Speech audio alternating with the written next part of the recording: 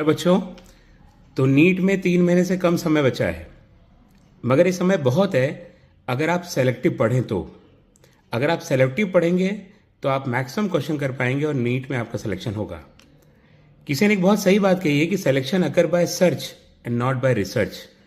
आपको किसी टॉपिक में, किसी सब्जेक्ट में पीएचडी नहीं करना है सिलेक्शन के लिए, केवल वही पढ़ना है जो एग्जैक्टली एग्जाम में आता है। अब ज़्यादातर बच्चे जो नए हैं उन्हें नहीं पता, बहुत सारे बच्चे साल 2 साल ऑनलाइन पढ़ रहे हैं पर उससे बहुत फ़ायदा उन्हें नहीं मिला, तो एग्जैक्टली उन्हें नहीं पता कि क्या ही पढ़ना है हमको, एंड में क्या चीज़ पढ़नी और क्या नहीं पढ़नी। क्या पढ़ना है उससे ज़्यादा ज़रूरी ये जानना होता है कि क्या नहीं पढ़ना है। अब इस 3 महीने से कम समय में ये बहुत ज़रूरी है कि आप एकदम सेलेक्टिव पढ़ें, और इसमें आपकी मदद कौन कर सकता है? एक एक्सपर्ट, एक सब्जेक्ट एक्सपर्ट ही आपकी मदद कर सकता है।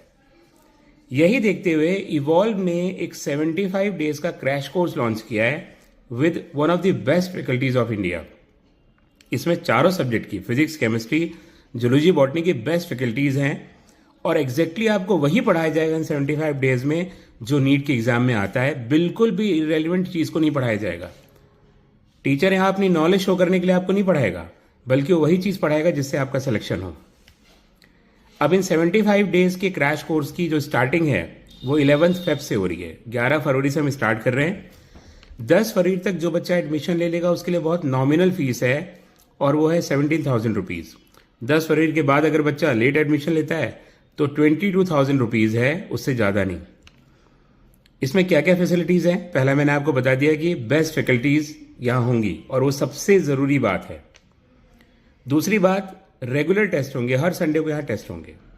हर दिन 4 क्लास होगी, मीन्स हर दिन 6 आवर्स की क्लास होगी। वीक में 6 days, Monday, Tuesday, Wednesday, Thursday, Friday and Saturday. Sunday को टेस्ट होगा, और इसके अलावा एंड में लास्ट के जब 15 दिन बचेंगे तो हम 15 मॉक टेस्ट भी कराएंगे, full syllabus test.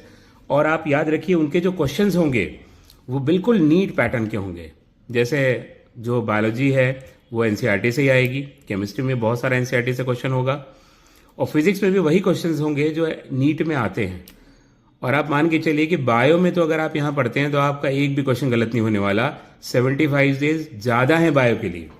We have one of the best faculties of biology, और 75 डेज का 60 डेज भी बहुत होते हैं बायो के लिए।